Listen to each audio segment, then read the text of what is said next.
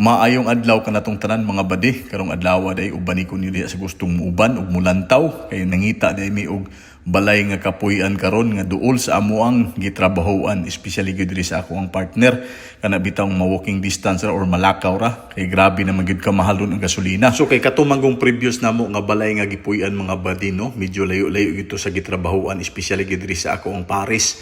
Medyo layo-layo siya, mo biyahe pa kag mga 20 minutes kana magong 20 minutes diri sa Amerika. Medyo layo-layo na gina siya i-compare nimo diya sa Philippines ngano diri is walay traffic unya ang dalan diri street kasagaran, so dali ra gyud na siya maabot. Ay bisag ka ng 20 minutos diri dali ra ta maabot, pero dugay na siya or layo na siya i-compare nimo diya sa Pilipinas. Munang medyo kala sa gasolina karon, especially ang gas karon nagkamahal ra ba pud. May na lang ba makasave ta para makapalit tag balanghoy pohon.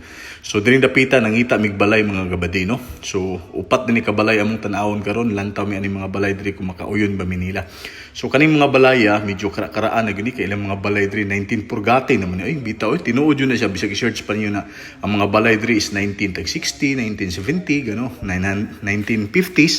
So medyo gi-renovate lang siguro ni or unsa ba ang structure ni, pero goods pa biyapod, no. So taod-taod na gini sila pero tan-awa ilang balay diri, no.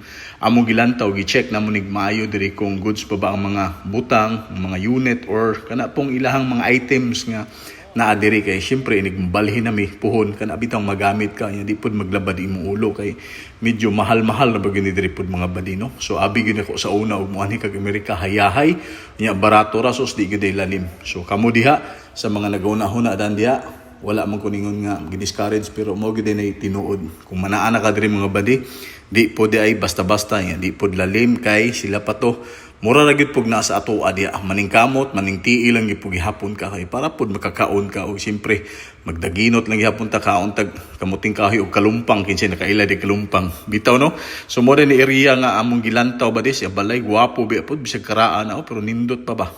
So ang uban ani is gi-renovate na or gipugapuhan na, pero ang uban pud ani karaan style gud sila, no. So diring dapita dapat i-check gyud nimo na diri. So natanan kumpleto pod na heater, especially kay grabe man diri ka bugnaw, mas dugay man ang bugnaw kumpara sa init, no. So heater mo importante ani.